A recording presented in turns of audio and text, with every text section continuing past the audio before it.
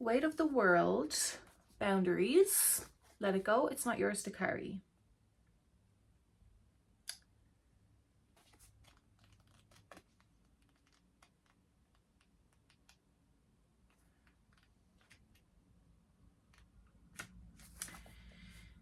You don't need to carry it all. You're no good to anyone if you're running on empty and bogged down by the weight of the world. This card is a reminder to look after your own well-being before anyone else's. One of my favorite quotes of all time, I don't even know where it comes from. The healthier the tree, the better the fruit it can provide. To stop carrying the world's problems on your shoulders. I know that seems so impossible to so many people to do, like, okay, we'll get to that. To put on your own oxygen mask first. In these changing times, it's hard to not feel overwhelmed by the state of the planet. However, you can take on its problems from a place of energetic depletion. Amen. This card is thanking you for caring so much. You want to build a better world and ease the road for others, and that's incredible. But the way you've been doing so is likely unsustainable. This isn't to say you should switch off to the world's problems and become unconscious. Rather, it's a call to establish clear boundaries so you're not constantly taken out energetically. The planet needs you to be healthy, both physically and emotionally. So that's the thing, like, anybody who is, I'm not going to put labels, I'm just going to say anybody who is sensitive emotionally, energetically to, just as a person, right? Or to the earth and what's happening in the news, and highly empathetic people, it's almost like an unspoken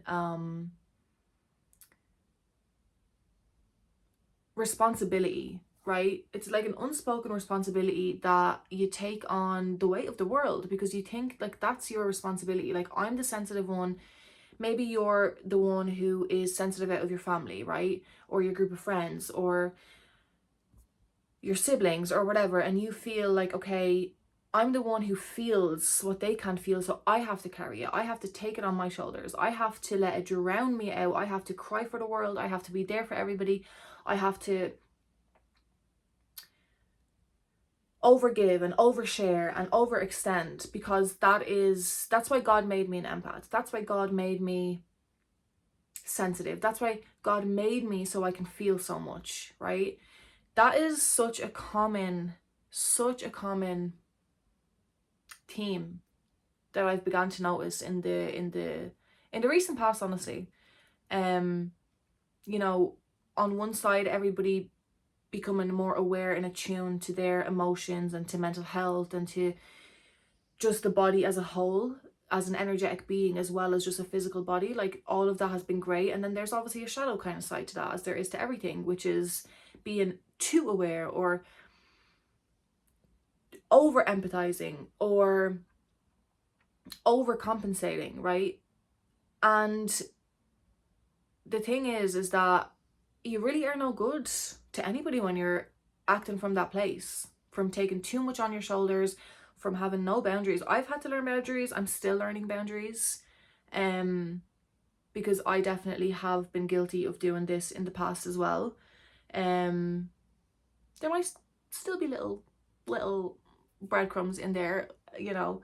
But I'm learning and I'm integrating, and I'm, you know, just choosing better. I'm choosing me. It's not always wrong to be selfish. It's actually very much necessary, because it allows you to be in a position of kind of authority and of strength and of leadership. Like, you can actually lead the way for others from that more grounded, more protective space of yourself. Do you know what I mean?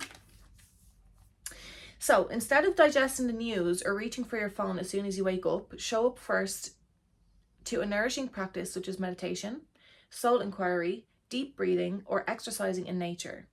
Once you're in a state of grace and your inner well is full, you can face the day, the state of the world, and care for others. And at the day's end, take an energetic shower by emptying out anything that's not yours to carry. You can pick it up again the next morning if you so choose, but give yourself time and space to rejuvenate and rest. Starseed Soul Inquiry, what are you carrying that isn't even yours? And the thing is that all of this comes back to beliefs. All of this comes back to beliefs that you have imposed, that have been imposed on you, or that you have learned from a very, very young age, right? Like, why is it that you think that you have to take all that on? Why do you feel bad for having boundaries, for saying no? Like, where does that actually come from ultimately? Because that's what it actually really comes down to. It's our belief systems and it's our conditioning. You know, I feel like that word conditioning, like, we're conditioned, it's been so overused. It's like so just like bleh. It's like, you know, but that's what it comes back down to. So if you find yourself wondering about, you know,